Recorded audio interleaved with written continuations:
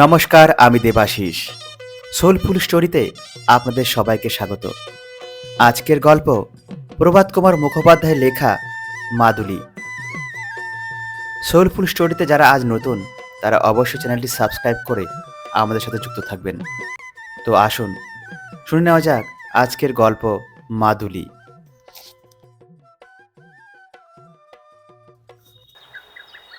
দুর্গাপুর গ্রামে পূর্বকালে সহস্রাধিক তন্তুবায় বাস করিত।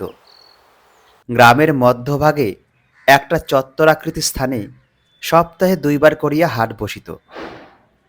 সেই হাটে বিস্তর দেশি ধুতি, শাড়ি, উড়ানি বিক্রয় হইত। দূর দূরান্তর হইতে পাইকারগণ আসিয়া সেই সকল বস্ত্র ক্রয় করিয়া লইয়া যাইত। দুর্গাপুরের কাপড় যে খুব সূক্ষ্ম বা মসৃণ ছিল তাহা নহে। পোশাকি কাপড় এখানে অল্পে প্রস্তুত হইত, তবে এখানকার কাপড় দীর্ঘকাল স্থায়ী হয় বলিয়া একটা প্রসিদ্ধি ছিল। 8 পৌরে ধুতি শাড়ি দুর্গাপুরের হইলেই অধিক আদর পাইত। সেকালে দুর্গাপুরের তাঁতিরা সমৃদ্ধিশালী ছিল। তাহারা দোল দুর্গোৎসব করিত। অনেকের ইষ্টক নির্মিত বাসভবন ছিল, কেহ কেহ ভূসম্পত্তিও করিয়াছিল। তখনকার দিনে তাহারা নির্বোধ মূর্খ বলিয়া বিখ্যাত ছিল না। 2 কলম লিখিতে পড়িতে জানে এমন তাঁতি অনেক ছিল, কিন্তু কালের কি বিচিত্র গতি! সে সকল কথা এখন স্বপ্নের মতো, উপকথার শ্রেণীভুক্ত। দেশে বিলাতি কাপড়ের বহুল প্রচারের সঙ্গে সঙ্গে তাহাদের ব্যবসায় মাটি হইল। ক্রমে তাহারা নিরন্ন হইয়া পড়িল। এখনও দুর্গাপুরে তাঁতি আছে, তবে সংখ্যায় অল্প। সকলে আজ জাতি ব্যবসা করে না। যাহারা করে তাহারা কোনো ক্রমে দিনপাত করে মাত্র। আজ দুর্গাপুরের হাটে রায়চরণ বসাক ধুতি বিক্রয় করিতে আসিয়াছে। জ্যৈষ্ঠ মাস। সূর্যদেব সমস্ত দিন পৃথিবীর ওপর অগ্নিবর্ষণ করিয়া এখন ক্ষান্ত হইবার উপক্রম করিতেছেন। একটা বটগাছের ছায়ায় ঘাসের ওপর রায়চরণ বসিয়া আছে। তাহার সম্মুখে একখানি গামছা বিছানো। সেই গামছার ওপর 2 জোড়া মাত্র নীল মাখানো কোরা কালা পেরে ধুতি সাজানো রহিয়াছে। এত অল্প পরিমাণ জিনিস লইয়া রায়চরণ পূর্বে কখনো হাটে আসে নাই, কিন্তু আজ তাহার বড় অর্থাভাব। ঘরে যাহা কিছু ছিল সমস্ত জুটাইয়া পুটাইয়া গতকল্য সে জমিদারের খাজনা দিয়াছে। রায়চরণের বয়স 40 পার হইয়াছে।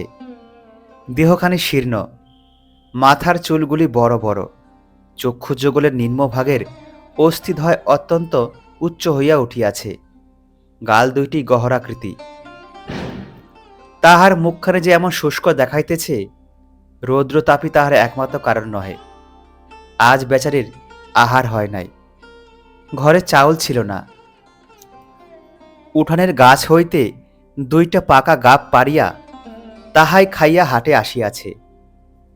কাপড় বিক্রয় করিয়া চাউল কিনিয়া লইয়া যাইলে তবে রান্না চড়িবে। গৃহে তার স্ত্রী ও 2টি শিশু সন্তান আছে। রায়চরণের বড় কষ্ট। 10 ক্রোশের মধ্যে দুর্গাপুরের হাটই প্রধান। বহু গ্রামের লোক হাট করিতে আসিয়াছে। জনতার অন্ত নাই। সকল পসরার নিকটই ক্রেতার ভিড়। কেবল রায়চরণ ভগ্ন কণ্ঠে ডাকিতেছে, বাবু মশাই কাপড় নেবেন? উৎকৃষ্ট কাচি ধুতি হাতে বহরে আছে। কিন্তু তাহার এই আহ্বানে কেহই কর্ণপাত করিতেছে না। অবশেষে একজন বৃদ্ধ দাঁড়াইল, কাপড় দেখিল, দর জিজ্ঞাসা করিল। রায়চরণ বলিল, 2.5 টাকা করে জোড়া পড়বে বাবু। দর শুনিয়া বৃদ্ধ অত্যন্ত তাচ্ছিল্যের সহিত ধুতি ফেলিয়া দিয়া হেলিতে দুলিতে সে স্থান পরিত্যাগ করিয়া গেল। রায়চরণ কত ডাকিল, বাবু, ও বাবু মশাই, আপনি কত দেবেন? আপনি কত বলেন বাবু? কিন্তু বৃদ্ধ আর ফিরিয়াও চাহিল না। রায়চরণ মুখখানি ম্লান করিয়া বসিয়া রহিল। বাড়ি ফিরিবার জন্য তাহার প্রাণ ছটফট করিতেছে। তাহার ৩ বৎসরের মেয়ে পুটিমণি ও ৫ বৎসরের ছেলে হরিদাস সকালে ১ পয়সার মুরগি কিনিয়া তাহাই ভালো করিয়া খাইয়াছিল। এতক্ষণ ভাতের জন্য তাহারা কত না কাদাকাটি করিতেছে। তাহার স্ত্রীর জন্য গাব সে রাখিয়া আসিয়াছিল, সে দুইটিও হতভাগিনী খাইয়াছে কি? এ সকল কথা ভাবিতে ভাবিতে রায়চরণের কঠোরগত চক্ষু ছলছল করিতে লাগিল। অথচ চিরদিন তাহার এই অবস্থা ছিল না। রায়চরণের পিতা কৃষ্ণদাস বসাক একজন সম্পন্ন গৃহস্থ ছিল। তাহার পাকা বাড়ি ছিল, পুষ্করিণী ছিল, ১০০ বিঘা ধানের জমি ছিল। গৃহে অনবরত ১০খানা তাঁত চলিত। বেতনভোগে ভৃত্যেরা সে তাঁত চালাইত। কৃষ্ণদাসের জীবিতকালেই ম্যানচেস্টারের কৃপায় অধিকাংশ তাঁত বন্ধ হইয়া গিয়াছিল বটে, কিন্তু তথাপি গৃহে কখনো অন্নাভাব হয় নাই। এমনকি বংশানুক্রমে যে সকল পূজা পার্বণ চলিয়া আসিতেছিল তাহাও নির্বাহিত হইত। রায়চরণ সাবালক হইবার পূর্বেই তাহার পিতার মৃত্যু হয়। সে আজ ২৫ বৎসরের কথা। এখন আর তাহার সে পাকা বাড়ি নেই, সংস্কারাভাবে ইষ্টকের ভগ্নস্তূপ হইয়া পড়িয়া আছে। তাহার পাশেই রায়চরণ মৃত্তিকার কুটির তুলিয়াছে। সে ১০০ বিঘা জমির মধ্যে ৩-৪ বিঘা মাত্র অবশিষ্ট আছে। বাকি সমস্ত ভট্টাচার্য মহাশয় নিলামে খরিদ করিয়া লইয়াছেন। বাগান পুকুর সমস্তই ঐরূপে ভট্টাচার্যের করকবলিত হইয়াছে। একদিনে নহে, একবারে নহে, ক্রমে ক্রমে অল্পে অল্পে। বিপদের সময় ভট্টাচার্য মহাশয়ই রায়চরণের একমাত্র বন্ধু। হাত পাতিলেই কর্জ দিতেন, সূত্রা কিছু উচ্চাহারে লেখাইয়া লইতেন। রায়চরণ তজ্জন্য তাহাকে অনুযোগ করিলে বলিলেন, বাপু হে, আমিও ছাপোষা মানুষ, ওর কমে দিতে গেলে আমার সংসার চলে কেমন করে বলো? কিন্তু ১০ টাকা কর্জ লইয়া বৎসর ২-৩ পরে ১৫০ টাকার একতরফা ডিগ্রি তাহার নামে কেমন করিয়া হইত তাহা রায়চরণ মোটেই বুঝিতে পারিত না। জিজ্ঞাসা করিলে ভট্টাচার্য মহাশয় বলিতেন, ইংরাজের আইন আদালত বড় শক্ত ব্যাপার, কি থেকে যে কি হয় ও কিছু বোঝবার জো নাই। আমরা আগম নিগম তন্ত্রপুরাণ সবই তো পড়েছি, তবুও আমাদেরই বুঝতে মাথা ঘুরে যায়। তুমি তো তাঁতির ছেলে, জাত বোকা। রৌদ্রক্রমে নিবিয়া গেল, হাট ভাঙিতে আরম্ভ হইল। যাহাদের দূরে যাইতে হইবে তাহারা আর থাকিতে পারে না। ময়রার দোকানে ২-১ পয়সার জল খাইয়া তাহারা স্ব গ্রামাভিমুখে পদচারণা করিল। হাটের চারিপাশে অনেকগুলি স্থায়ী দোকান, মনোহারী দ্রব্যের দোকান, মুদির দোকান, কাপড়ের দোকান। ওই যে সর্বাপেক্ষা বৃহদায়তন কাপড়ের দোকানদারি দেখা যাইতেছে, উহাই ভট্টাচার্য মহাশয়ের। ওখানেও এখন আর তেমন ভিড় নাই। কেবল ২-৪ জন চাষি লোক লাট্টু মার্কা ও বলদ মার্কা বিলাতি ধুতির জমি ও মূল্যের তারতম্য পর্যালোচনা করিয়া কোনখানা কিনিবে কিছুই ঠিক করিতে পারিতেছিল না।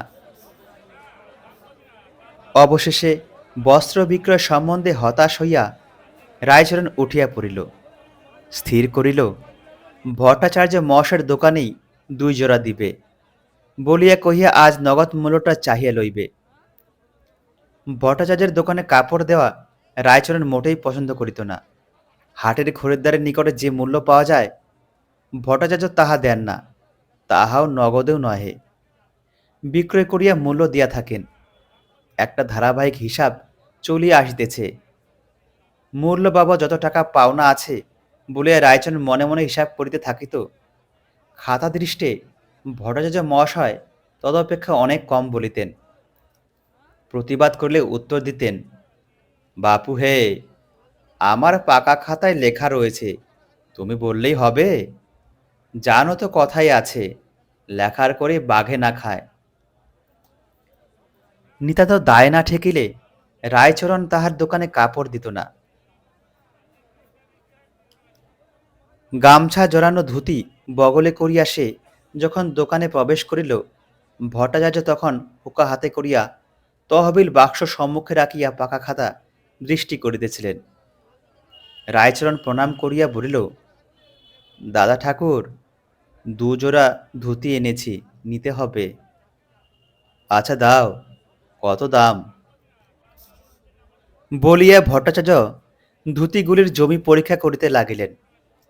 রায়চরণ বলিল, এ দুজোড়ার দাম 4 টাকা। ভট্টাচার্য হা হা করে হাসিয়া বলিলেন, 4 টাকা কিরে? খদ্দের যে আমায় 4 টাকা দেবে না। কেন দেবে না দাদা ঠাকুর? 80-90 নম্বর সুতোর কাপড় বিক্রি করে আপনার 5 টাকা হবে। ভট্টাচার্য বলিলেন, খ্যাপা, 5 টাকা কে দেবে? আর কিসে দিন আছে? 2 টাকা জোড়া বিলাতি জুতির জমিটি একবার মিলিয়ে দেখ দেখি। সে ছেড়ে 2.5 টাকা জোড়া দেশি কাপড় কে কিনবে বাপু? বড্ড যদি দেয় তো 4.5 টাকা দুজোড়ায়। তাও কতদিন পরে থাকবে বলা যায় না, হয়তো পুজোর এদিকে কাটবেই না। রায়চরণ বলিল, তা কাটবে দাদা ঠাকুর, খুব কাটবে। এই দুজোড়া হিসাবে না ছড়িয়ে আজ আমায় নগদ 4টে টাকা দিন। নগদ? কোথা পাবো রে? বিক্রি হোক তবে তো পাবি। রায়চরণ তখন হাত দুইটি জোর করিয়া বলিল, দাদা ঠাকুর, আপনি ব্রাহ্মণ, দেবতা তুল্য, আপনার কাছে মিথ্যা বলছি নে। আজ আমার বড় দরকার, তাই নগদ টাকাটা চাচ্ছি। কি দরকার? আজ আমার ঘরে চাল নেই বলে সমস্ত দিন সপরিবারে খাওয়া হয়নি। বাজার করে নিয়ে যাব তবে হাড়ি চড়বে। ভট্টাচার্য বলিলেন, তা তো হলো, কিন্তু আমার দিকটিও তো তোমায় দেখা উচিত বাপু। নগদ আমি যে 4টে টাকা দেব, আর পুজো অবধি ও মাল যদি পড়ে থাকে, তবে এ কমাসে 4 টাকার সুদটা হিসাব করো দেখি। রায়চরণ বলিল, সুদের কথা ধরবে না দাদা ঠাকুর। না ধরলে চলে কই বাপু, আমিও তো ছাপোষা মানুষ। আচ্ছা আচ্ছা, তুমি যখন অত করে বলছো, তখন হিসেবে 2 টাকা নিয়ে যাও। বলিয়া ভট্টাচার্য মহাশয় বাক্স হইতে 2টি টাকা বাহির করিয়া রায়চরণের হস্তে দিলেন। কিছু দূরে তাহার জ্যেষ্ঠ পুত্র মৃত্যুঞ্জয় বসিয়া দোকানে কাজ করিতেছিল। তাহার দিকে ফিরিয়া বলিলেন, ওহে মৃত্যুঞ্জয়, লেখো তো, রায়চরণ বসাক তন্তুবায় জমা 2 জোড়া 80-90 নম্বরের প্রমাণ ধুতি বাবদ 4 টাকা, খরচ 2 টাকা গুজরত খোদ। বলিয়া তিনি গম্ভীরভাবে তামাক টানিতে লাগিলেন। রায়চরণ প্রণাম করিয়া বিদায় গ্রহণ করিল। মৃত্যুঞ্জয় জমা খরচের খাতায় রায়চরণের নামে 70-80 নম্বরের 2 জোড়া ধুতি বাবদ 3.5 টাকা জমা লিখিয়া রাখিল। তাদের হিসাব লিখিবার সময় বাচনিক আদেশ হইতে এক প্রকার ছুট বাদ দিয়া লেখাই এ দোকানের নিয়ম ছিল। মৃত্যুঞ্জয় পিতার উপযুক্ত পুত্র। রায়চরণ 1টি টাকা ভাঙাইয়া প্রয়োজনীয় দ্রব্যাদি ক্রয় করিয়া তাড়াতাড়ি বাড়ি আসিল। তখন সন্ধ্যা হয় হয়। অন্দরে পদার্পণ করিবা মাত্র তাহার স্ত্রী আসিয়া জিজ্ঞাসা করিল, কি গো, কাপড় বিক্রি হলো? ক্ষুণ্ণ স্বরে রায়চরণ বলিল, হাটে খদ্দের জুটল না, ভট্টাচার্যের দোকানে গিয়ে এসেছি। রায়চরণের হস্তস্থিত পটলির প্রতি চাহিয়া তাতিনি বলিল, দিলে নাকি কিছু? 2টি টাকা দিলে, একটি ভাঙিয়ে 8 আনার বাজার করে এনেছি। মোটে 2টি টাকা? তাই দেয় না, কত কাকতে মিনতি করে নিয়েছি। তাতিনি বলিল, কেন আবার ভট্টাচার্যের দোকানে গেলে? সে ঠক, জুয়াচোর, তাকে কি এখনো চিনতে পারলে না? রায়চরণ ব্যস্ত হইয়া বলিল, ছি ছি, অমন কথা মুখে আনিসনি পুটুর মা। ব্রাহ্মণে কি নিন্দে করতে আছে? ব্রাহ্মণ হলেন কলির দেবতা। মুখে আগুন কলির দেবতার। যে দেবতা হয় তার কি এমন ব্যবহার? দেবতা কি গরিবের সর্বনাশ করে? রায়চরণ একটু উষ্ণ হইয়া বলিল, ও কথা বলিস নে। দেখ, এ জন্মে আমরা এত কষ্ট পাচ্ছি, ব্রাহ্মণের নিন্দে করে আর পাপ বাড়াস নে, নরকেও তাহলে স্থান হবে না। তাতেনি একটু নরম হইয়া বলিল, তা হাটে বিক্রি হলো না যখন, কাপড় দুজোড়া না হয় ফিরিয়ে আনতে? সর্বস্বটা কি ওই ভট্টাচার্যকে খাওয়ালে? তবু তোমার শখ মিটল না। ফিরে আনলে আজ ছেলেপিলেকে খাওয়াতাম কি? তাতেনি ধীরে ধীরে বলিল, ওদের আম খাইয়েছি। আজ তুমি হাটে চলে গেলে পুটু হরিদাস খিদে লুটোপুটি করে কাঁদতে লাগলো। আমি আর সহ্য করতে না পেরে আমার গলার মাদুলিটি বেচে 5টা টাকা নিয়ে এলাম। চাল ডাল কিনে এনে রেঁধে খাওয়ালাম। এই কথা শুনিয়া রায়চরণ কাঁপিতে কাঁপিতে সেখানে বসিয়া পড়িল। বলিল, অ্যাঁ অ্যাঁ, করেছিস কি? সে মাদুলি বিক্রি করেছিস? তা তিনি কাঁদো কাঁদো হইয়া বলিল, আমি কি করব বলো? ছেলেটার পেট ধরে সে কান্না যদি তুমি দেখতে! আমার চোখের সম্মুখে আমার ছেলে মেয়ের খিদে প্রাণ বেরিয়ে যাবে, মা হয়ে আমি কি সইতে পারি? তোমার ফিরতে সন্দেহ হবে জানি, কি দিয়ে তাদের থামাই? ঘরে আর কি ছিল যে বিক্রি করব? বলিয়া তা তিনি চোখে অঞ্চল দিল। রায়চরণ বলিল, সে কি আজকের মাদুলি? কত পুরুষ ধরে ওই মাদুলি আমাদের ঘরে রয়েছে। ও মাদুলির এমনই গুণ যে ছেলেপিলের অসুখ বিসুখ হলে মাদুলি ধুয়ে সেই জল খাইয়ে দিলে অসুখ ভালো হয়ে যায়। সেই মাদুলি তুই বিক্রি করলি? মাদুলির গুণে কখনো আমাদের কোনো বিপদ হয়নি। মাদুলি গেল, এবার আমাদের সর্বনাশ হয়ে যাবে। আমাদের বংশে বাতি দিতে কেউ থাকবে না। তাতেনি বলিল, তা কি আমি জানি নে? আমি সব জানি। আমাদের পোড়া কপাল। কিন্তু দেখো, একটা কথা বলতে ভুলে গেছি। স্যাকরা মাদুলিটি ভেঙে দেখলে তার ভিতর পাকানো গোটান একটি ভোজ্যিপত্র। আমাকে বললে, তাতি বউ, এতে বোধ হয় কোনো মন্ত্রতন্ত্র লেখা আছে, এটা নিয়ে যাও। সেটা আমি নিয়ে এসেছি। যা গুণ সে তো সেই মন্ত্রের।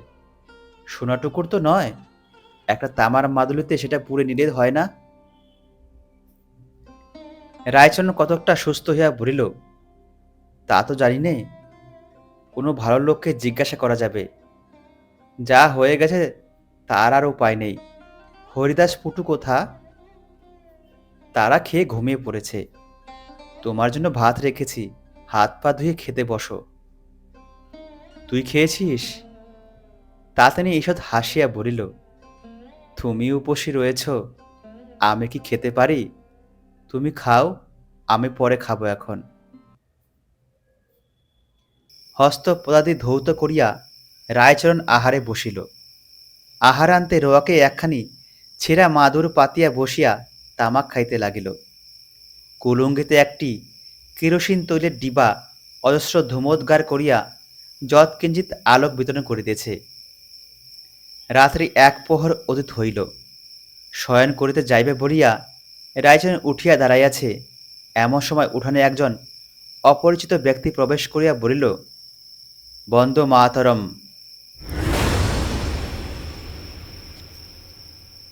রায়চরণ সেই শব্দে চমকিয়া উঠিল। উঠানের দিকে চাহিয়া দেখিল, আগন্তুকের অঙ্গে সন্ন্যাসীর গৈরিক বসন, মস্তকে পাগড়ি, স্কন্ধ দেশ হইতে ঝুলি ঝুলিতেছে। শঙ্কিত কণ্ঠে জিজ্ঞাসা করিল, আপনি কে? উত্তর হইল, আমি সন্ন্যাসী। রায়চরণ তখন ব্যস্ত হইয়া উঠানে নামিয়া আগন্তুককে প্রণাম করিয়া বলিল, আসুন আসুন, ওপরে উঠে বসুন। আহার মতো সন্ন্যাসী রোয়াকে উঠিয়া আসিলেন। দিবার আলোকে রায়চরণ দেখিল, সন্ন্যাসীর বয়স 20 বর্ষের হইবে না। গৌরবর্ণ দেহখানি হইতে লাবণ্য যেন ঝরিয়া পড়িতেছে। এরূপ কমনীয় কান্তিযুক্ত সন্ন্যাসী রায়চরণ আর কখনো দেখে নাই। তাহার মনে অত্যন্ত ভক্তির উদয় হইল। তাড়াতাড়ি একখানি পিঁড়ি পাতে দিয়া বলিল, ঠাকুর, বসতে আজ্ঞা হোক। সন্ন্যাসী উপবেশন করিলেন।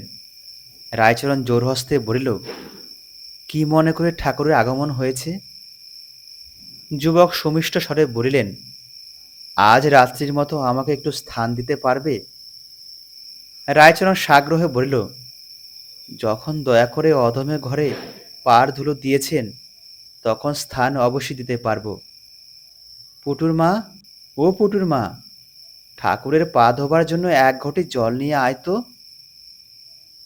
পুটুর মা আহারান্তে দ্বারের নিকট অন্ধকারে দাঁড়াইয়া ব্যাপারটা দেখিতেছিল। ওই কথা শুনিয়া তাড়াতাড়ি গিয়ে এক ঘটি জল আনিয়া দিল। রায়চরণ সন্ন্যাসীর পদযুগল ধৌত করিতে লাগিল। তাতিনী বলিল, ঠাকুর, আপনার বোধ হয় সেবা হয়নি। আহারের কথা বলছ? হ্যাঁ। সন্ন্যাসী একটু হাসিয়া বলিলেন, হ্যাঁ হ্যাঁ, রীতিমতো আহার যে হয়েছে তা বলতে পারিনে। পথে কিছু ফলমূল খেয়েছিলাম। আমাদের সমিতির একটা নিয়ম এই যে ক্ষুধা তৃষ্ণা সহ্য করা অভ্যাস করতে হবে। তাই আমি অনেক সময় খাদ্য উপস্থিত থাকলেও খাইনে। আজ আর কিছু খাবো না। রায়চরণ তাহার পা মুছাইয়া দিয়া বলিল, তাও কি হয় ঠাকুর? গৃহস্থের বাড়ি সাধু সন্ন্যাসী এসে উপবাসী থাকলে ভারী অপরাধ হয়, গৃহস্থের অকল্যাণ হয়। বাবা, আমাদের দয়া করুন। পুটুর মা বলিল, আমরা বড় গরিব বাবা, আমরা যে আপনার সেবা করি সে সাধ্য আমাদের ন্যায়। তবে ঘরে চাল ডাল আছে, আলু আছে। যদি দয়া করে সেবা করেন তো আমরা কৃতার্থ হই। দরিদ্র গৃহস্থের এরূপ আগ্রহাতিশয্য দেখিয়া যুবক সন্ন্যাসী বলিলেন, আচ্ছা বেশ, সব জোগাড় করে দাও, আমি রেঁধে খাই। এ কথা শুনিয়া রায়চরণ স্ত্রীকে বলিল, তুই যা, পুকুর থেকে এক কলসি জল নিয়ে আয়। আমি তাঁত ঘরে রোয়াকে ততক্ষণ একটা উনুন কাটি। বলিয়া রায়চরণ খন্তা খুঁজিয়া বাহির করিল। দেখিতে দেখিতে সমস্ত আয়োজন সম্পূর্ণ হইল। সন্ন্যাসী ঠাকুর রন্ধন কার্যে প্রবৃত্ত হইলেন। তাঁতি ও তাঁতিনী সসম্ভ্রমে কিয়দ্দূরে বসিয়া রহিল। অতিথির কখন কি আবশ্যক হয় বলা যায় না। সন্ন্যাসী রন্ধন করিতে করিতে তাঁতিকে নানা প্রকার প্রশ্ন করিতে লাগিলেন। দুর্গাপুরে কোন কোন জাতির বাস? এখানকার তাঁতিগণের সাধারণ অবস্থা কিরূপ? গ্রামে ধনী ব্যক্তি কে কে আছে? তাহারা কিরূপ চরিত্রের লোক? ইত্যাদি ইত্যাদি। রায়চরণের সাংসারিক অবস্থার কথাও জিজ্ঞাসা করিলেন। তাঁতি ও তাঁতিনী উভয় মিলিয়া নিজেদের দুঃখের কাহিনী সমস্তই বলিল। পূর্বে তাহাদের সচ্ছলতার কথাও বলিল। ভট্টাচার্য মহাশয় ক্রমে কিরূপে তাহাদের যথাসর্বস্ব ফাঁকি দিয়া লইয়াছেন, এ কথা তাতিনী তাঁতির বারম্বার বাধা সত্ত্বেও ভালো করিয়া বর্ণনা করিল। ভট্টাচার্য মহাশয়ের সমৃদ্ধির কথাও বলিল। সন্ন্যাসী তখন তাঁত সম্বন্ধে রায়চরণকে নানা কথা জিজ্ঞাসা করিতে লাগিলেন। এ গ্রামে পূর্বে তাহাদের অবস্থা কিরূপ ছিল, এখনই বা কিরূপ, এ অঞ্চলের স্ত্রীলোকেরা আর চরকা সুতা কাটে কিনা, সেই সুতা যদি কাপড় বোনা যায় তবে বিলাতি কাপড় অপেক্ষা সস্তায় বিক্রয় করা সম্ভব কিনা, এই সমস্ত সংবাদ। জাতীয় ব্যবসায়ের প্রসঙ্গে রায়চরণের মুখ খুলিয়া গেল। গ্রামের তাঁতিগণের পূর্ব সমৃদ্ধি এবং আধুনিক দুরবস্থায় বিষয় শেষ তাহার প্রাণের ভাষায় ব্যক্ত করিল। বলিল, তাহারই পূর্বপুরুষগণ গ্রামের প্রধান তন্তুবায় বলিয়া প্রখ্যাত ছিল। বাড়িতে দোল দুর্গোৎসব হইত, অথচ আজ সে এক মুষ্টি অন্যের জন্য লালায়িত। পূর্বকালে তাহাদের ইষ্টাকালায় ছিল, তাহারই ভগ্নস্তূপ সন্ন্যাসী ঠাকুরকে আলো ধরিয়া দেখাইয়া দিল। রায়চরণের চক্ষু দিয়া দর দর ধারায় অশ্রুপাত হইতে লাগিল। তাহাকে কাঁদিতে দেখিয়া যুবক বলিলেন, কেঁদো না রায়চরণ, কেঁদো না, তোমাদের দুঃখের রাত পুইয়ে এসেছে। স্বদেশী জিনিসের প্রতি ক্রমেই লোকের ভক্তি বাড়ছে। শীঘ্রই এমন দিন আসবে যখন কাপড় বুনে তোমরা কুলিয়ে উঠতে পারবে না। দেশের শিল্পের ওপর, বিশেষত তাঁতের ওপর ভগবানের শুভদৃষ্টি পড়েছে। তাঁতির কান্না শুনে ভগবানের আসন টলেছে। কেঁদো না, চুপ করো।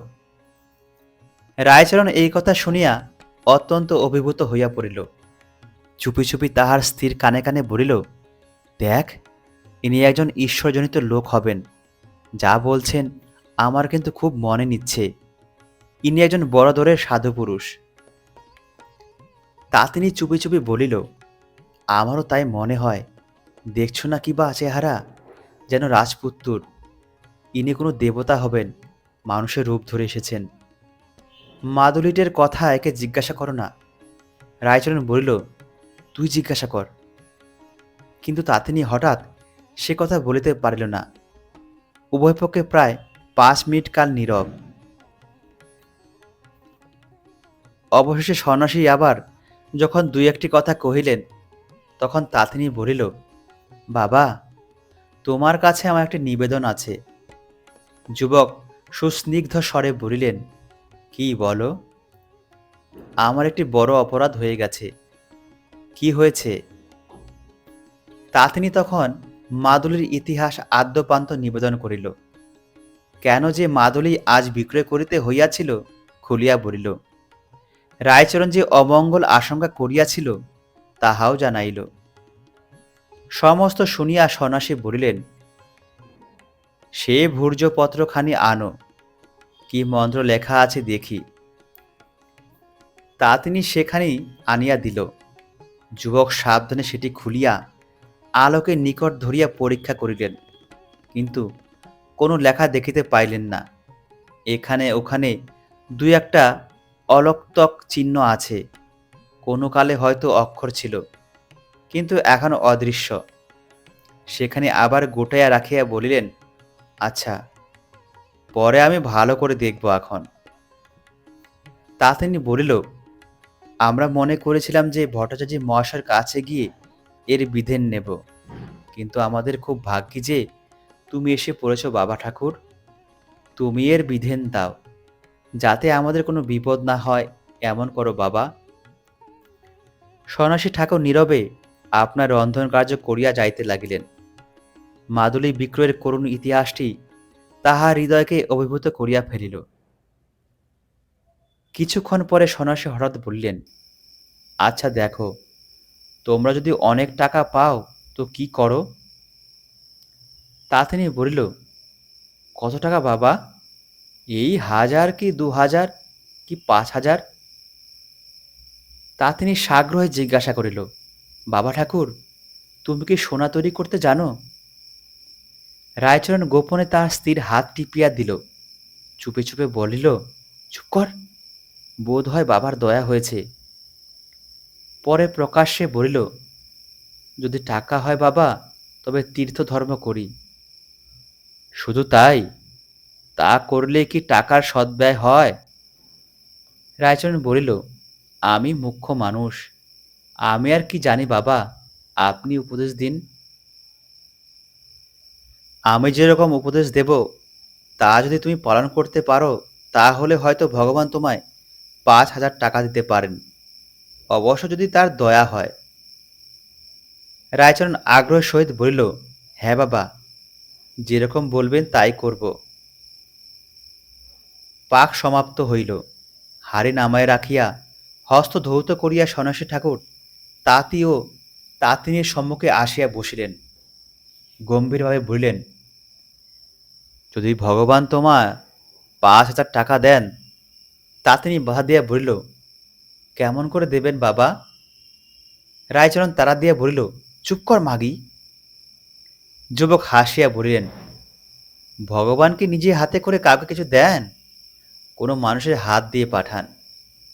রায়চরণ, যদি ভগবান তোমায় 5,000 টাকা দেন, তবে যেন তার মধ্যে কেবল 1,000 টাকা তোমায় খেতে পড়তে দিয়েছেন, সেজন্য নিজের জন্য ব্যয় করবে, আর বাকি যে 4,000 সে তোমার তাঁতের জন্য ব্যয় করতে হবে।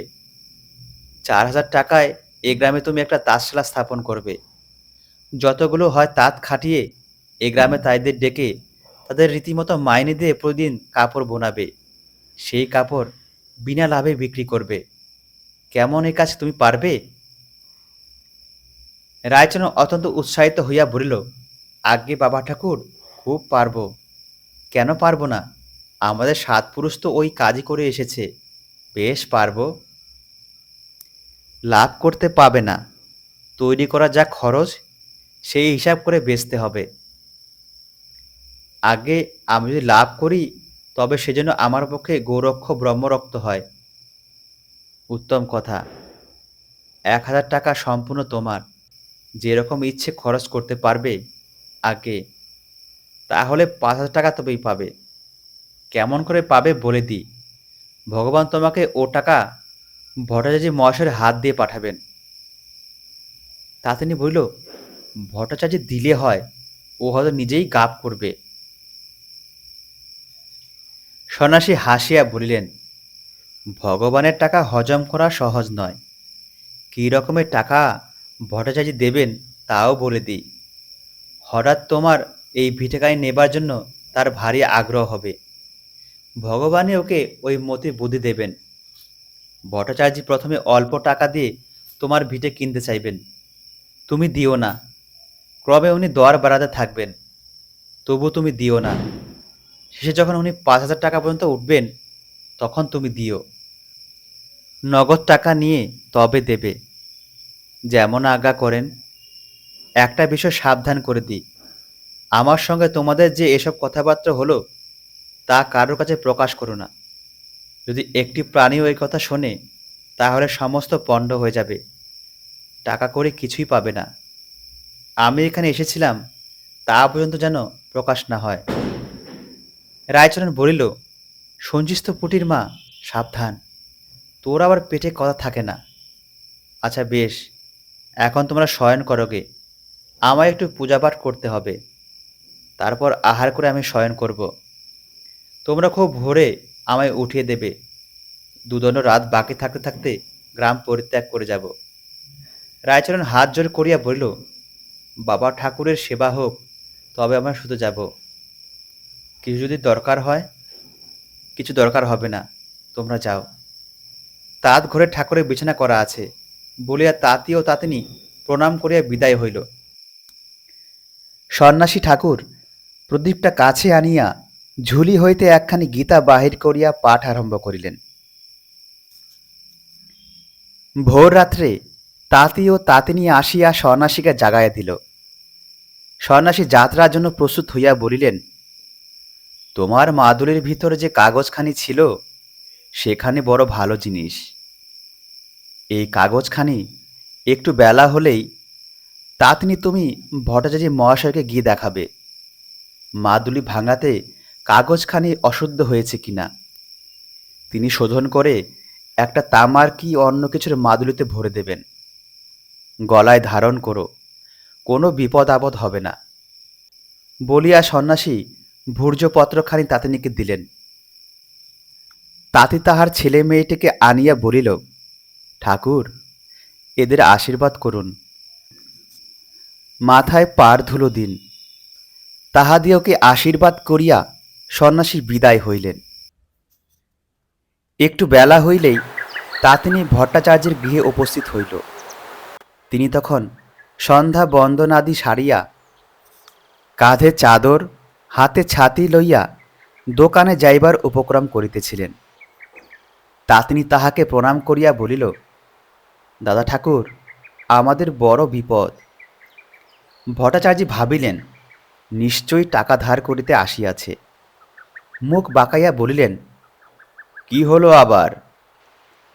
তাঁতিনী তখন মাদুলির আমূল ইতিহাস বলিয়া রায়চরণের আশঙ্কার কথা উল্লেখ করিল, আর বলিল, তা দাদা ঠাকুর, সে তো সোনার গুণ নয়, মন্ত্রটিরই তো গুণ। শেখরা মন্ত্র লেখা সে ভুজ্জি খাপত্রখানি আমায় ফিরিয়ে দিয়েছে। তাই আপনার কাছে বিধে নিয়ে এসেছি যে ভুর্জি পত্রখানি অন্য মাদুলিতে পুরে দিলে হয় না। ভট্টাচার্য জিজ্ঞাসা করিলেন, রাম কবচ না ইষ্ট কবচ? তা কি জানি দাদা ঠাকুর, বলিয়া তাতিনী তাহার হস্তে ভূর্জপত্রখানি দিল। ভট্টাচার্য পকেট হইতে চশমা বাহির করিয়া চোখে দিয়া ভূর্জপত্রখানি পাঠ করিলেন। হঠাৎ তাহার মুখের ভাব আশ্চর্যরূপ পরিবর্তিত হইয়া গেল। হাত পা ঠক ঠক করিয়া কাঁপিতে লাগিল। নিকটস্থ তক্তপোষে তিনি বসিয়া পড়িলেন। তা তিনি শঙ্কিত হইয়া জিজ্ঞাসা করিল, দাদা ঠাকুর, অমন করছে কেন? ভট্টাচার্য দুই হাতে কপাল টিপিয়া বলিলেন, ও হঠাৎ মাথাটা ঘুরে উঠল। কাউকে ডাকবো? না না, এখনই ভালো হয়ে যাব। আর ভালো হয়ে গেছি। হ্যাঁ, তুমি কি বলছিলে? মাদুলিটা কোথায় পেয়েছিলে? আমাদের বাড়িতে বহুকাল ছিল। আমার শাশুড়ির কাছে শুনেছিলাম 7 পুরুষ ধরে আমাদের ঘরে এই মাদুলি আছে। আমার শাশুড়ি তার শাশুড়ির কাছে পেয়েছিল, তার শাশুড়ি তার শাশুড়ির কাছে পেয়েছিল। আমার শাশুড়ি মরবার সময় আমায় বলে গিয়েছিল, এটি সাবধানে রেখো, খুইও না। তুমি মরবার সময় তোমার বউকে দিও, এইরকম সাবধান করে দিও। ভট্টাচার্য বলিলেন, ইস, তাহলে খুব পুরনো জিনিস দেখছি।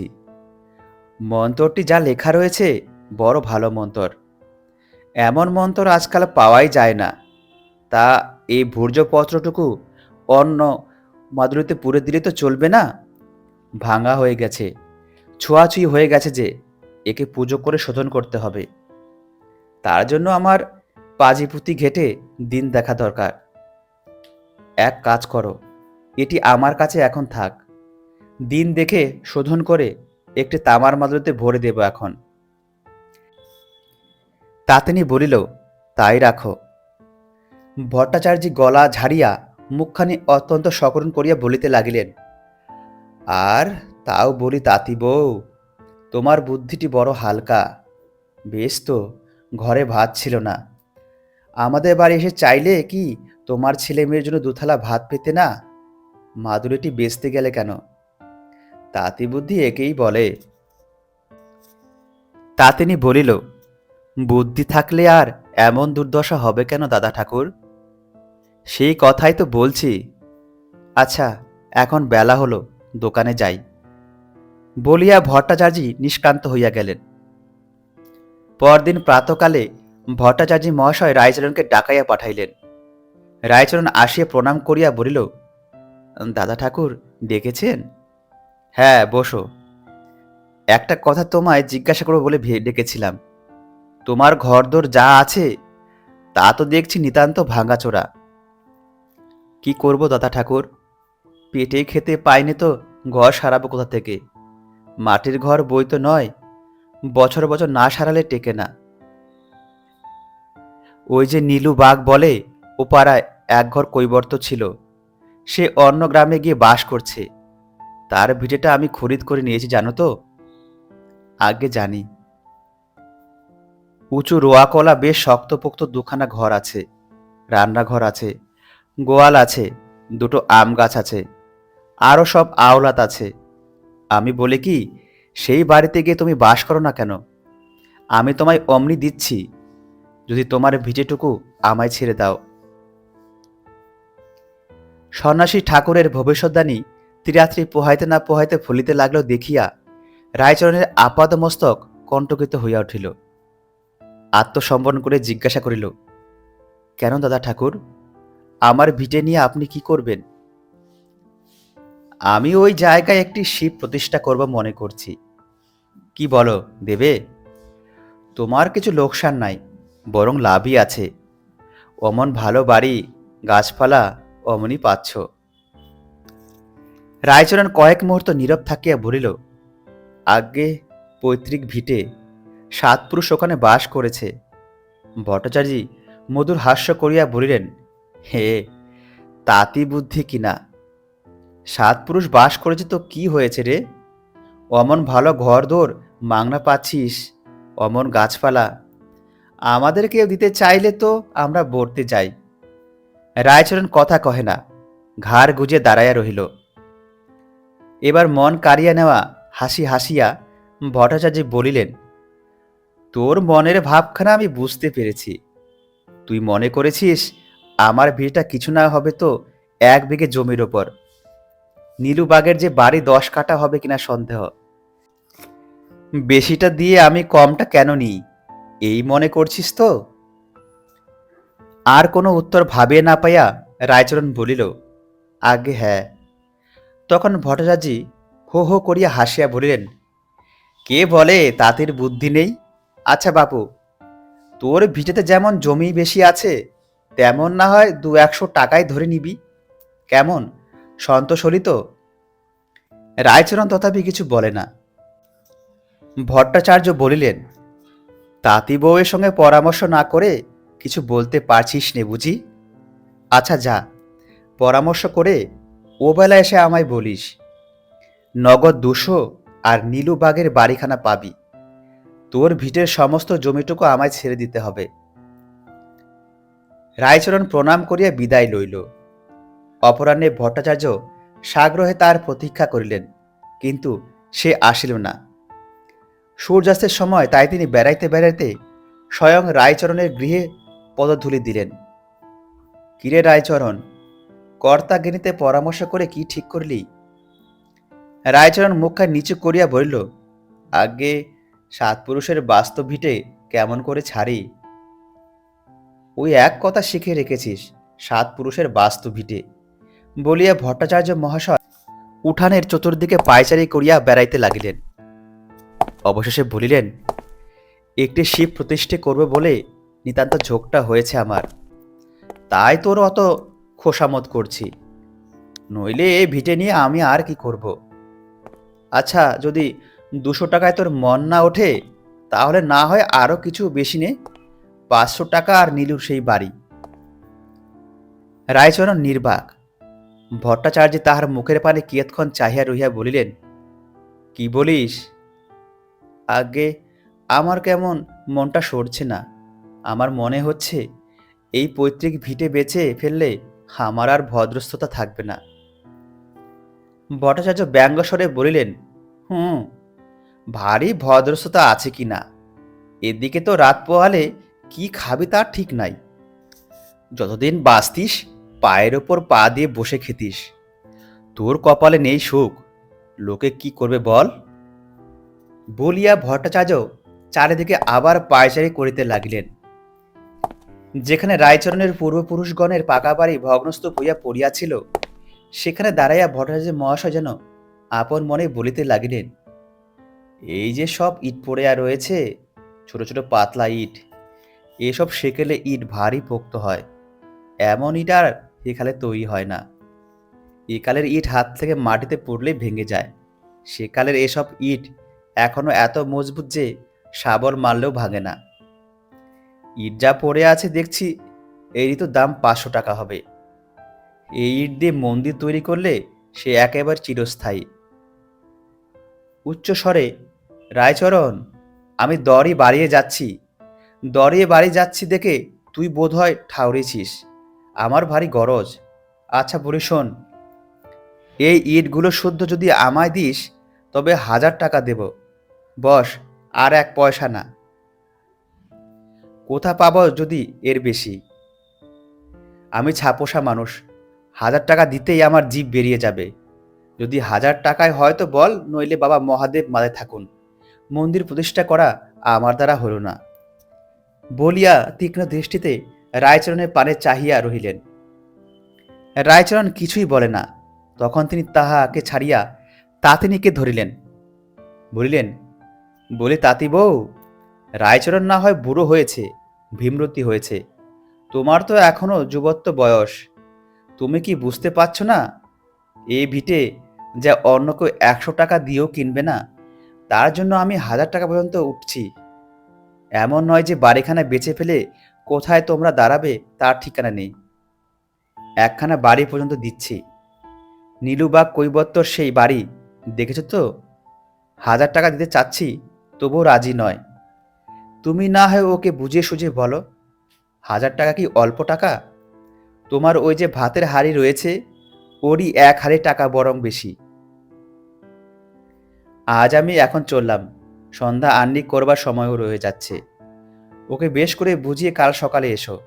তারপরে সদরে গিয়ে রীতিমতো স্ট্যাম্প কাগজে লেখাপড়া করে কওলা করে দিও। 1,000 টাকা নগদ নিয়ে গ্যাট হয়ে এসে বসো। এখন চললাম। পরদিন প্রাতে তাঁতি কিংবা তাঁতিনী কেহই ভট্টাচার্য মহাশয়ের কাছে উপস্থিত হইল না। তখন তিনি লোক দিয়া তাহাদেরকে ডাকাইয়া পাঠাইলেন।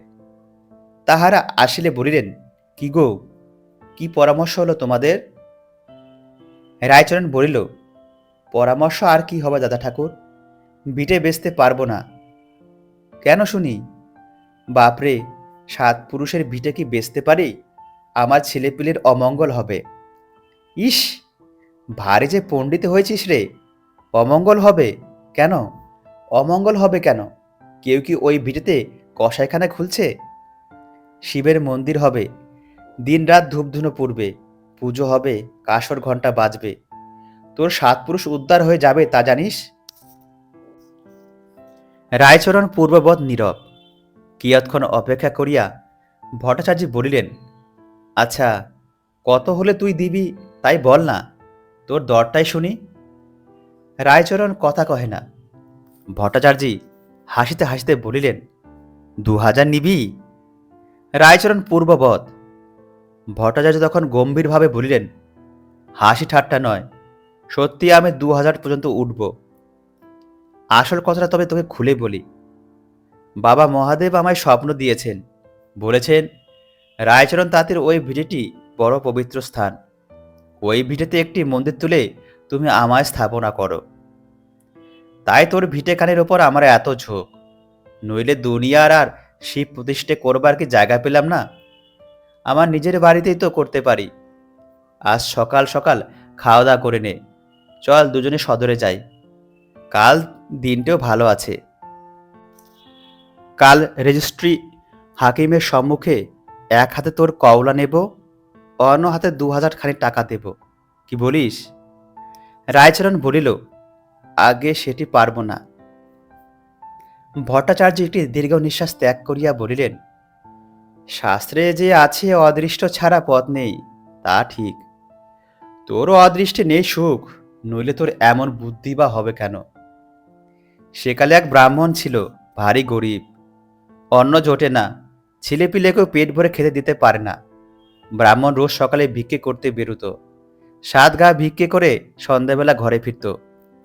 একদিন এইরকম ফিরছে, আকাশ দিয়ে হর পার্বতী রথে চড়ে যাচ্ছিলেন। দুর্গা বলিলেন, নাথ, ওই ব্রাহ্মণের কষ্ট দেখে আমার বড় দুঃখ হয়। রৌদ্র নেই, বৃষ্টি নেই, রোজ এইরকম করে 7 গা ভিক্ষে করে বেড়ায়, তবু পেট ভরে খেতে পায় না। ওকে তুমি কিছু ধন দাও না কেন, যাতে ওর দুঃখ ঘোচে? মহাদেব হেসে বললেন, খেপি, ওর অদৃষ্টে নেই ধন, আমি ওকে দেব কোত্থেকে? দুর্গা বললেন, তোমার যেমন কথা, তুমি যদি ওকে ধন দাও তাহলে নাকি ওর ধন হয় না।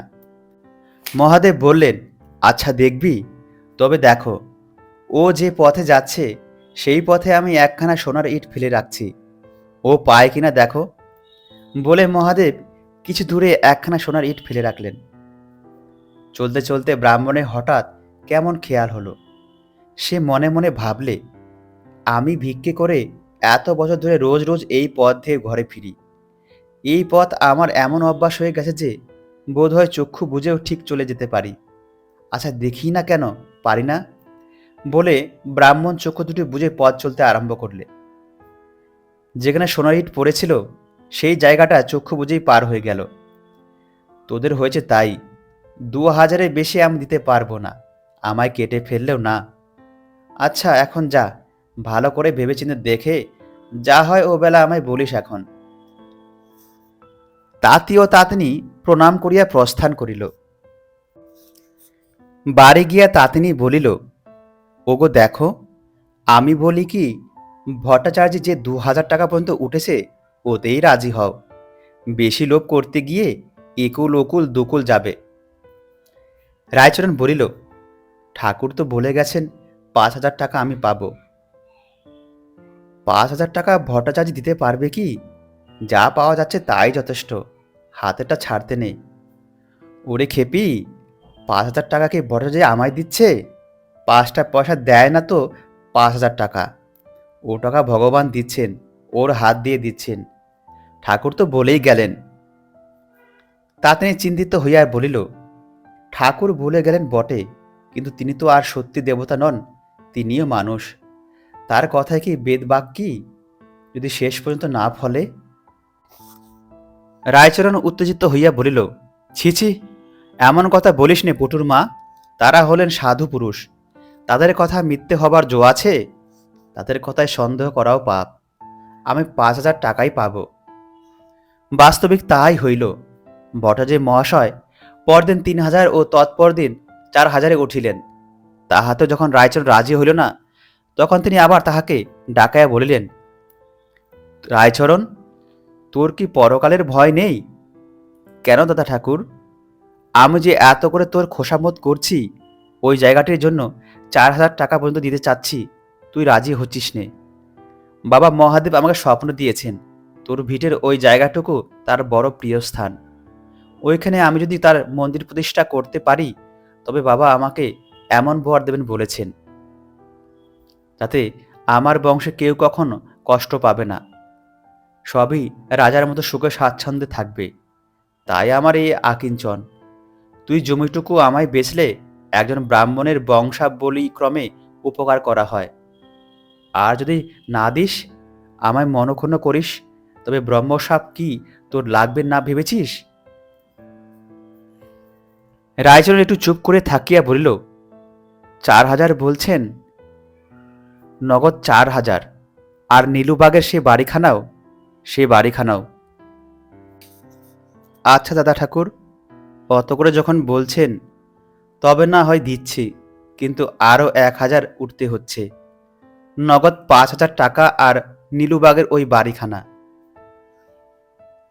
এ কথা শুনিয়া ভট্টাচার্য মহাশয় রায়চরণের পৃষ্ঠ চাপড়াইয়া বলিলেন, ভেলা রে মোর বাপরে, কে বলে তাঁতির বুদ্ধি নেই? আচ্ছা আমি রাজি, 5,000 টাকাই পাবি, আর নীলুবাগের বাড়িখানা। তাহলে আজই চল, দুর্গা বলে বেরিয়ে পড়া যাক। সদরে গিয়ে কালই লেখাপড়া হবে। যেমন আজ্ঞা করেন। পরদিন ভট্টাচার্য সদরে রায়চরণকে নগদ 5,000 টাকা দিয়া দলিল রেজিস্ট্রারি করাইয়া লইলেন। গ্রামে ফিরিয়া রায়চরণ নিজের সামান্য জিনিসপত্র আর তাঁতিখানি নীলুবাগের বাড়িতে উঠাইয়া আনিল। সন্ন্যাসীর নিকট প্রতিশ্রুতি অনুসারে তাঁতশালা নির্মাণ সম্বন্ধে কি করিবে তাহাই চিন্তা করিতে লাগিল। এইরূপে সপ্তাহ অতীত হইল। সেদিন সন্ধ্যার পর রোয়াকের উপর বসিয়া রায়চরণ ধূমপান করিতেছিল। এমন সময় একজন ভদ্র বেশধারী যুবক উঠানে আসিয়া দাঁড়াইয়া বলিল, বন্দে মাতরম। তাহার অঙ্গে কামিজের ওপর ছিটের কোট, গলায় ময়লা রেশমি চাদর, পরিধানে মোটা ধুতি, পায়ে কানপুরের বুট জুতা। রায়চরণের হুকার ডাক বন্ধ হইয়া গেল। অবাক হইয়া সে আগন্তুকের প্রতি চাহিয়া রহিল। যুবক বলিল, কিন্তু বন্ধু চিনতে পারলে না? 5,000 টাকা পাইয়ে দিলাম, এরই মধ্যে ভুলে গেলে? গলার স্বর চিনিয়া রায়চরণ বলিল, কে, সন্ন্যাসী ঠাকুর? যুবক হাসিয়া বলিল, হ্যাঁ, সেদিন সন্ন্যাসী ঠাকুরই ছিলাম বটে, আজ ইয়াং বেঙ্গল। যখন যেমন তখন তেমন। রায়চরণ বিস্ময়ে দিশেহারা হইয়া বলিল, আসুন আসুন, উপরে আসুন, বসতে আজ্ঞা হোক। যুবক বসিলে রায়চরণ জিজ্ঞাসা করিল, বাবার আজ এ বেশ কেন? যুবক বলিল, এই আমার সাধারণ প্রতিদিনকার বেশ। সেবার গ্রামে গ্রামে স্বদেশী মন্ত্র প্রচার করতে বেরিয়েছিলাম, তাই সন্ন্যাসীর বেশে এসেছিলাম। রায়চরণ কথা ভালো বুঝতে পারিল না। সংশয়ের সহিত বলিল, আজ কি মনে করে আগমন? আজ দেখতে এলাম তুমি ভট্টাচার্য বুড়োর টাকাগুলো নিয়ে কি করছো। এখনো তো তার কিছুই বসাতে আরম্ভ করনি দেখছি। আর দেরি করছো কেন? সম্মুখে পুজো, বিস্তর দেশি কাপড় বিক্রি হবে। ভগবানের ইচ্ছা এবার পুজোতে বিদেশি কাপড় খুব কম লোকেই কিনবে। তাঁত চালাও, তাঁত চালাও, নইলে কেমন করে তাদের উন্নতি করবে? এবার স্বদেশীর জয় জয়কার। রায়চরণ জিজ্ঞাসা করিল, আপনি কি তবে সন্ন্যাসী নন? না গো কর্তা, সন্ন্যাসী কেন হতে যাব, বালাই ষাট। রায়চরণের বিস্ময় ক্রমে বাড়িয়া চলিতেছিল। ভয়ে ভয়ে বলিল, আচ্ছা, আপনি যদি সন্ন্যাসী নন, তবে আমায় 5,000 টাকা দেওয়ালেন কি করে? আমার সেই ভিজেটুকু, যার দাম 100 টাকাও হবে না, তার জন্য ভট্টাচার্য যে 5,000 টাকা আমায় দিলে, আপনি কি করে তাকে এই মতে দেওয়ালেন? যুবক হা হা করিয়া হাসিতে লাগিল, বলিল, আমি মতি দেওয়াইনি। লোভ নামক যে একটা ভূত আছে, সেই ভট্টাচার্যের ঘাড়ে চেপে মতি দিয়েছে। রায়চরণ শিহরিয়া বলিল, ভূত? ভয় পেও না, ভয় পেও না। রাত্রে অন্ধকারে পুকুর পাড়ে যে ভূত বেড়ায়, খোনা খোনা কথা কয়, সে ভূত নয়। রূপক বুঝতে পারো না হে? আচ্ছা, তোমায় তবে খুলেই বলি শোনো। সেদিন তোমার স্ত্রী একটা সোনার মাদুলি বেঁচে এসেছিল, মনে আছে? আছে। তার ভিতরে একখানা ভর্জিপত্র ছিল, স্যাকরা ফিরিয়ে দিয়েছিল। তোমার স্ত্রী আমায় সেটা দেখতে দিয়েছিল, মনে আছে? হ্যাঁ, তা দিয়েছিল বটে। তোমাদের দুঃখ দেখে আর ভট্টাচার্য তোমাদের অমন করে ঠকিয়ে ঠকিয়ে সর্বস্বটা নিয়েছে শুনে আমার মনে হলো ব্যাটাকে জব্দ করতে হবে। তোমরা শুতে গেলে সেই ভর্জি পত্রখানা খুলে দেখলাম। কোনো কালের কি মন্ত্র আলতা দিয়ে লেখা ছিল, কিছুই আর দেখা যাচ্ছে না। আমি সেই ভর্জি পত্রে তখন কালো কালি দিয়ে লিখলাম, আমার বংশাবলীর মধ্যে যদি কাহারও কখনো অন্নকষ্ট উপস্থিত হয়, সে যেন আমার বসত বাটির পূজার ঘরের ঈশান কোণ খনন করিয়া দেখে, সেখানে 7 ঘোড়া মোহর পোতা রহিল। এই লিখে ভর্জিপত্রখানি গুটিয়ে রেখে দিলাম।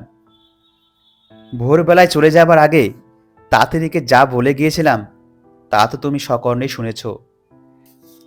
এই বৃত্তান্ত শ্রবণ করিয়া রায়চরণ 1 মিনিট কাল নীরব হইয়া রহিল।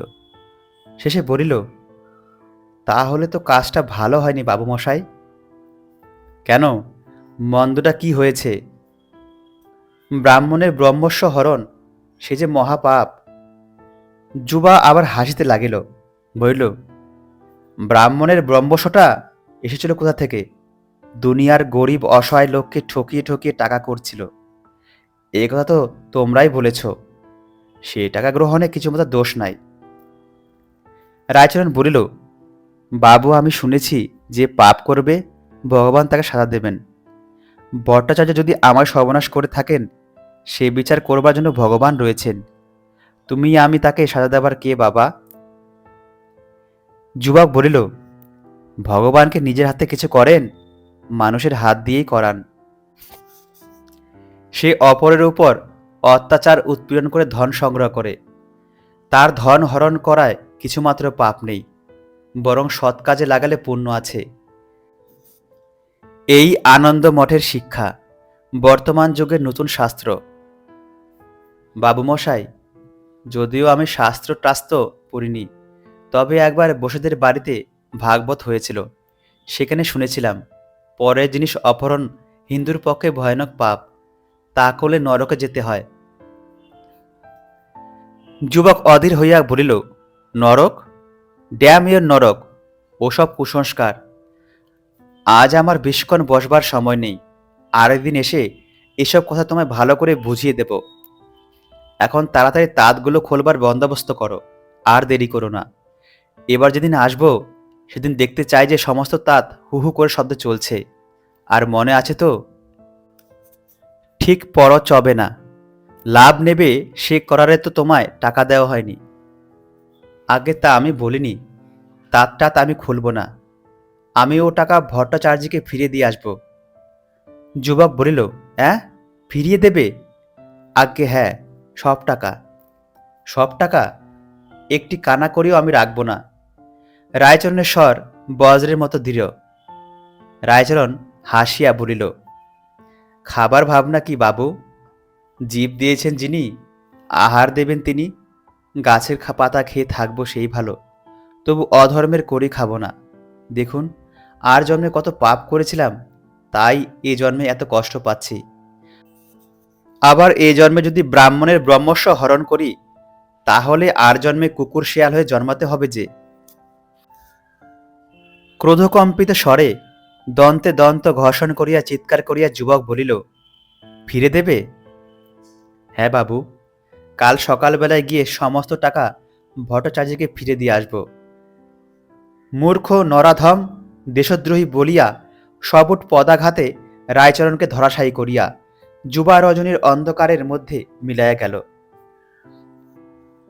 এই নগণ্য নিরক্ষর তাঁতিকেই নিজ প্রিয় সন্তান জ্ঞানে ভারতমাতা বক্ষে ধারণ করিলেন।